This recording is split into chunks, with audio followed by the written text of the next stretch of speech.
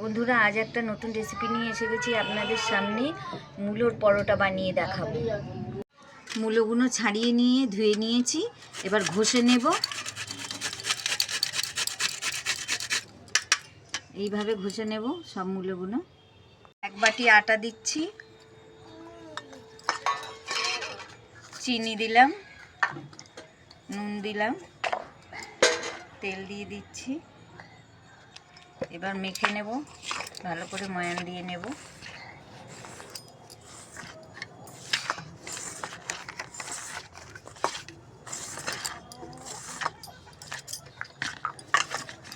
এবার জল দিয়ে মেখে নেব।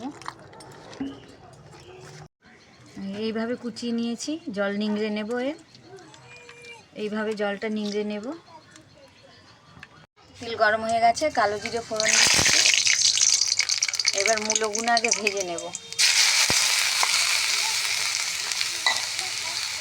ধনে জিরের গুঁড়ো দিলাম, হলুদ গুঁড়ো,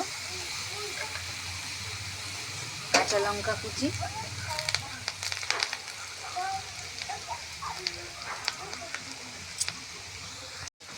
নুন দিলাম। এটাকে ভালো করে আগে ভেজে নেব। ভাজা হয়ে গেছে, এবার ধনে পাতা দিয়ে দেবো।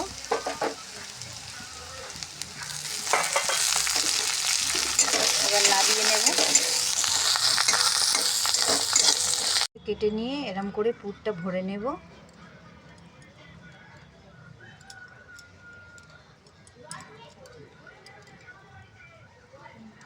এরম করে পুরটা ভরে নিয়েছি।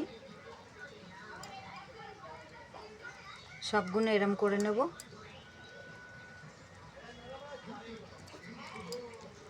সবগুলো এরম করে নেব। এইভাবে সবকটা বেলে নেব।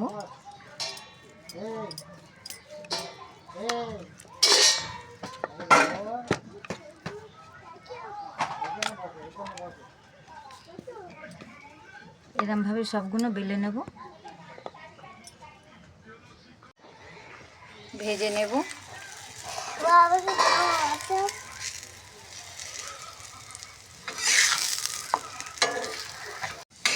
সবগুলো এরমভাবে ভেজে নেব। হয়ে গেছে। এইভাবে বাড়িতে বানিয়ে খেয়ে দেখবেন ধনেপাতার চাটনির সাথে। দেখুন এরমভাবে হয়েছে। এরমভাবে বাড়িতে বানিয়ে খেয়ে দেখবেন।